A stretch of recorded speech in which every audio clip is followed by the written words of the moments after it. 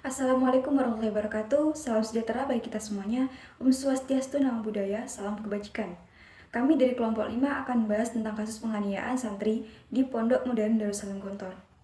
Perkenalkan, nama saya Alita Lisa dengan NIM 220803104444. Perkenalkan, nama saya Nevia Rahmawati dengan NIM 220803104032. Saya Mahatika dengan NIM 2201110201036. Perkenalkan, nama saya Elia Vida Juliawati dengan NIM 220803101053. Perkenalkan, nama saya Daniel Rafsanjani, NIM saya 220803101057.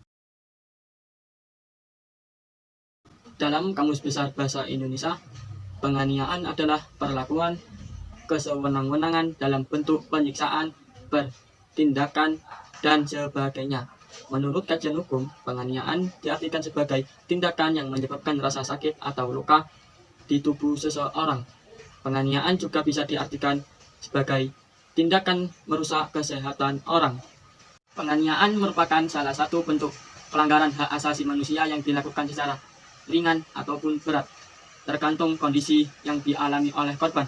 Pada hari Senin tanggal 22 Agustus tahun 2022 terjadi kasus penganiayaan yang dilakukan oleh santri senior terhadap santri junior di Pondok Darussalam Pesantren Gontor, Ponorogo, Jawa Timur. Akar permasalahan atau pemicu penganiayaan santri senior kepada junior yang berinisial AM hingga meninggal. Korban AM telah menghilangkan perlengkapan kemah, yaitu patok atau pasak yang digunakan untuk mendirikan tenda. Kronologi kejadian 18 dan 19 Agustus 2022. AM dan dua rekannya juga menjadi korban penganiayaan, merupakan ketua kegiatan perkemahan Kamis Jumat atau disebut dengan Perkajung, yang bertepatan di Desa Gulangan, Kecamatan Sambit, Kabupaten Ponorogo. Usai Perkajung, pada tanggal 20 Agustus 2022, tepatnya pada hari Sabtu, dilakukan pengembalian dan pengecekan peralatan kemah. Ketiga korban mendapatkan surat dakwah atau disebut dengan surat panggilan dari pengurus andalan koordinator urusan perlengkapan atau bisa disingkat Angku Perkap. Di mana si pelaku, MFA, selaku ketua 1 perlengkapan dan santri di bawah umur, menjabat ketua 2 perlengkapan. Dalam surat dakwah itu, ketiganya disuruh menghadapi pada hari Senin tanggal 22 Agustus 2022, pukul 6 waktu Indonesia Barat. Lokasinya di ruang Koperkap, gedung lantai 3, Kompleks Pondok Modern Darussalam Pesantren Gontor. Korban dipanggil terkait evaluasi barang hilang dan rusak. Kedua pelaku juga memberikan hukuman kepada ketiganya.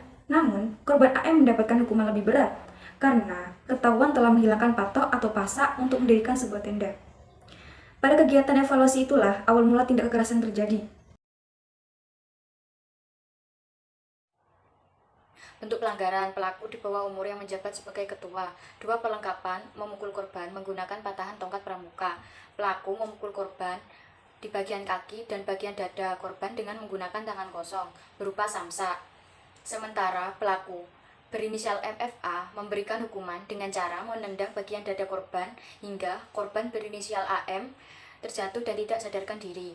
Melihat tak sadarkan diri, 2 korban lain bersama tersangka MFA membawa korban berinisial AM menggunakan becak inventaris pondok menuju IGD Rumah Sakit PMDG. Di rumah sakit, korban langsung ditangani oleh petugas medis. Dari pemeriksaan tenaga medis, diketahui korban berinisial AM sudah meninggal dunia.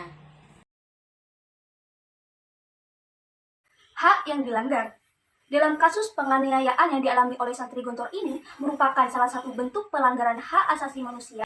Hak yang dilanggar yaitu yang pertama, hak untuk hidup yang tertuang dalam pasal 9 Undang-Undang Nomor 39 Tahun 1999. Di mana ada 3 poin yang tertuang di dalamnya. Yang pertama, setiap orang berhak untuk hidup, mempertahankan hidup, dan meningkatkan taraf kehidupannya.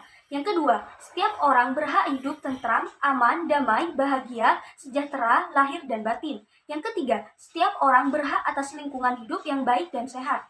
Hak yang dilanggar yang kedua, yaitu hak untuk memperoleh keadilan yang tertuang dalam pasal 17 Undang-Undang Nomor 39 Tahun 1999. Di mana setiap orang tanpa diskriminasi berhak untuk memperoleh keadilan dengan mengajukan permohonan, pengaduan, dan gugatan baik dalam perkara pidana, perdata, maupun administrasi, serta diadili melalui proses peradilan yang bebas dan tidak memihak sesuai dengan hukum acara yang menjamin pemeriksaan yang objektif oleh hakim yang jujur dan adil untuk memperoleh keputusan yang adil dan benar. Setelah Polres Ponorogo dibantu di Treskrimum Polda Jatim menginvestigasi dan menyelidiki kasus ini, ditemukan ada 10 barang bukti yang diamankan oleh polisi, yaitu ada 2 kaos kaki, 2 celana training, 1 unit beca, 2 patahan tongkat pramuka, 1 minyak kayu putih, dan 1 gelas air mineral, serta ada 1 rekaman CCTV dari Rumah Sakit Yasifin Darussalam Gontor. Kedua pelaku penganiayaan dikenai pasal 80 ayat 3 Jo, pasal 76 yaitu tentang Undang-Undang Perlindungan Anak, dan pasal 170 ayat 2 ketiga KUHP yang berbunyi barang siapa dengan terang-terangan dan dengan tenaga bersama menggunakan kekerasan terhadap orang atau barang jika kekerasan mengakibatkan maut akan diancam dengan pidana paling lama selama 12 tahun penjara. Solusi penyelesaian yang pertama yaitu menyelesaikan masalah secara bijak. Seharusnya MFA selaku senior harus bisa memberikan contoh yang baik kepada santri juniornya dan bisa menyelesaikan masalah secara lebih dewasa tanpa harus terbawa emosi. Yang kedua, memperkuat undang-undang hak asasi manusia dan kekerasan serta mensosialisasikan kepada masyarakat termasuk siswa sekolah. Tidak hanya edukasi kepada santri atau murid saja, namun juga harus ada edukasi kepada pihak pendidik agar meminimalisirkan tindak kekerasan tersebut terjadi. Yang ketiga, diberikan hukumannya tegas agar pelaku jera serta pengawasan yang ketat dari pihak instansi agar kasus yang sama tidak terulang kembali. Sekian penjelasan dari kelompok kami, kurang lebihnya mohon maaf. Wassalamualaikum warahmatullahi wabarakatuh. Om Santi Santi Om, Namo Buddhaya.